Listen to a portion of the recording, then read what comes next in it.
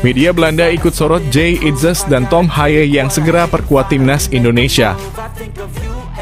Baru gabung TC Timnas, Jordi Amat langsung lahap banyak menu latihan.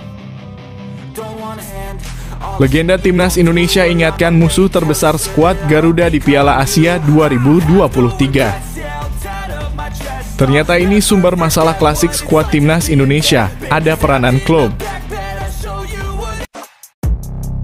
Media Belanda ikut sorot Jay Itzes dan Tom Haaien yang segera perkuat timnas Indonesia. Media Belanda Voetbalzone NL ikut menyuti Jay Itzes dan Tom Haaien yang diketahui bakal segera perkuat timnas Indonesia. Voetbalzone NL pun mengucapkan selamat kepada Jay Itzes dan Tom Haaien yang akhirnya segera merasakan karier internasional, khususnya di level senior. Karier internasional untuk Haaien dan Itzes, tulis Voetbalzone NL di akun Instagramnya sembari menampilkan emoji tepuk tangan dan bendera Indonesia. Tom Haaien dan Jay Itzes kemungkinan besar segera memainkan laga internasionalnya bersama Indonesia. PSSI mengumumkan Itzes telah menyelesaikan proses naturalisasinya, sedangkan Haaien berada di Indonesia untuk menyelesaikan proses naturalisasi, lanjut Voetbalzone. Berbeda dengan Jay Itzes yang gagal mengecap caps bersama timnas Belanda Junior, Tom Haaien cukup kaya pengalaman di level tersebut. Tom Haaien bahkan membantu timnas Belanda U17 juara Piala Eropa di tahun 2012. Keberadaan mereka berdua berpeluang membantu timnas Indonesia untuk lolos ke babak ketiga kualifikasi Piala Dunia 2026 zona Asia. Baru gabung TC Timnas, Jordi Amat langsung lahap banyak menu latihan. Akhirnya bek timnas Indonesia Jordi Amat telah bergabung dalam pemusatan latihan di Turki menatap Piala Asia 2023. Bek berusia 31 tahun ini telat gabung karena harus menjalani perawatan medis di Spanyol akibat cedera bahu yang dideritanya. Saat ini Jordi pun sudah dalam kondisi yang prima. Kapten Johor Darul Tazim itu mengatakan ia langsung mengikuti banyak materi latihan yang diberikan oleh tim pelatih. Dan menurutnya rekan-rekan satu timnya telah bekerja keras selama latihan. Hari ini kami latihan banyak sekali seperti passing drill, positioning, one side game, dan lainnya, kata Jordi dilansir dari situs resmi PSSI. Latihan sangat kompetitif. Tim bekerja baik di lapangan dan gym, jadi semua di sini bekerja keras, tambah Jordi. Jordi juga mengatakan dia dalam kondisi yang bagus, usai menjalani perawatan medis akibat cedera bahu yang dideritanya. Saya dalam kondisi bagus, sebelumnya saya menjalani perawatan, jadi kondisi bahu saya semakin baik saat ini, jelas Jordi. Legenda Timnas Indonesia ingatkan musuh terbesar skuad Garuda di Piala Asia 2023. Hanya tinggal hitungan pekan, Timnas Indonesia akan menjalani pertarungan berat di pentas Piala Asia 2023. Demi bisa mendapatkan pencapaian terbaik, pasukan Merah Putih pun menjalani pemusatan latihan di Antalya, Turki semenjak 20 Desember 2023 lalu. Hal tersebut nampaknya juga menjadi perhatian dari mantan pemain Timnas Indonesia, Budi Sudarsono. Salah satu penyerang legendaris yang dimiliki oleh Timnas Indonesia tersebut turut merasa percaya diri terkait dengan persiapan yang dijalani oleh anak asuh Shin Tae-yong. Bahkan dalam berbagai momen, The Python itu mengungkapkan optimismenya terhadap komposisi skuad yang dimiliki oleh Coach Shin. Namun meski demikian, Budi juga membeberkan satu hal yang bakal menjadi lawan terberat dari skuad Garuda di turnamen nanti.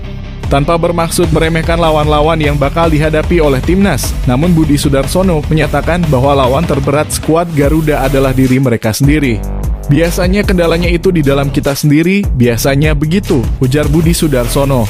Tapi memang harus diantisipasi dengan kekompakan, kerjasama, pokoknya semuanya di skuad. Karena itu adalah modalnya, supaya kita bisa lolos dan berprestasi lebih bagus harus kompak, jelas Budi. Ternyata ini sumber masalah klasik skuad Timnas Indonesia, ada peranan klub. Pengamat sepak bola Indonesia, Bung Ropan angkat bicara soal permasalahan yang terus-menerus membelit Timnas Indonesia.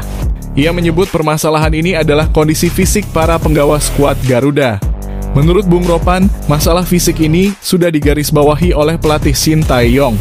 Pelatih asal Korea Selatan itu juga sudah berupaya sebaik mungkin menggenjot kondisi fisik para pemainnya. Namun permasalahan ini tak pernah tuntas. Kelemahan Indonesia salah satunya adalah soal fisik pemain. Ini permasalahan yang sudah lama, namun ketika kembali ke klub, apakah kondisi fisik ini dipertahankan, kata Bung Ropan. Ini sejatinya hal yang mendasar dan sudah harus dituntaskan di klub, sambungnya. Ini yang dikeluhkan oleh asisten Shin Tae-yong bahwa fisik para pemain timnas Indonesia turun, kondisinya juga rendah, jelas Bung Ropan. Sebelumnya, pelatih fisik timnas mengeluhkan bahwa kondisi fisik para penggawa Indonesia tak terlalu bagus. Kondisi tersebut dilihatnya langsung kala para penggawa timnas Indonesia melakoni pemusatan latihan di Turki. Elkan Bagot dan Justin Hubner absen di laga uji coba perdana timnas Indonesia di Turki. Dua pemain timnas Indonesia, Elkan Bagot dan Justin Hubner, dipastikan menjadi pemain abroad terakhir yang bergabung dalam pemusatan latihan skuad Garuda di Turki.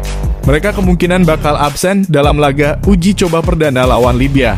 Seperti diketahui, timnas Indonesia akan menjalani 2 kali uji coba melawan Libya pada 2 dan 5 Januari 2024. Semua pertandingan itu pun akan berlangsung di Turki. Sementara uji coba terakhir timnas Indonesia yakni melawan Iran di Qatar pada 9 Januari 2024. Sebenarnya semua pemain termasuk pemain abroad bisa ikut dalam laga uji coba ini. Sebab ini akan menjadi laga penting timnas untuk persiapan jelang Piala Asia mendatang. Namun Coach Shin mengungkapkan bahwa Elkan dan Hubner baru akan bergabung ke TC pada tanggal 1 dan 2 Januari mendatang. Hal ini karena Liga Inggris dipastikan masih bergulir, sehingga 2 pemain timnas Indonesia ini telat bergabung. Untuk pemain seperti Elkan Bagot dan Justin Hubner baru bergabung pada 1 dan 2 Januari 2024 sesuai aturan FIFA, ujar Shin Tae-yong. Dari pernyataan Shin Tae-yong, timnas Indonesia dipastikan belum bisa tampil dengan kekuatan penuh di laga uji coba perdana melawan Libya. Tetap semangat Elkan dan Justin, kata Jay Itzes dan Tom Haye usai sambangi GBK kandang timnas Indonesia. Dua pemain keturunan Jay Itzes dan Tom Haye meluangkan waktu untuk berkunjung ke kandang timnas Indonesia, yakni Stadion Utama Gelora Bung Karno Jumat kemarin. Dalam hal ini, kedua pemain tersebut kompak memberikan pujiannya terhadap Stadion Utama GBK. Jay Itzes menilai GBK merupakan stadion yang besar. Ia bahkan mengungkapkan keinginannya untuk bisa segera bermain di GBK. Stadion ini sangat besar, aku tidak sabar untuk bermain di sini, kata Jay dilansir dari laman resmi PSSI. Ini stadion yang bagus, sama seperti Jay, saya sudah tidak sabar tampil di sini bersama tim nasional Indonesia, ucap Tom Haye. Seperti diketahui, Jay Itzes telah merampungkan proses naturalisasinya pada Kamis 28 Desember lalu. Hal berbeda terjadi pada Tom Haye yang masih belum menyelesaikan proses naturalisasinya. Namun proses tersebut diperkirakan bakal segera berakhir. Tom kini baru saja menjalani sesi tes kesehatan.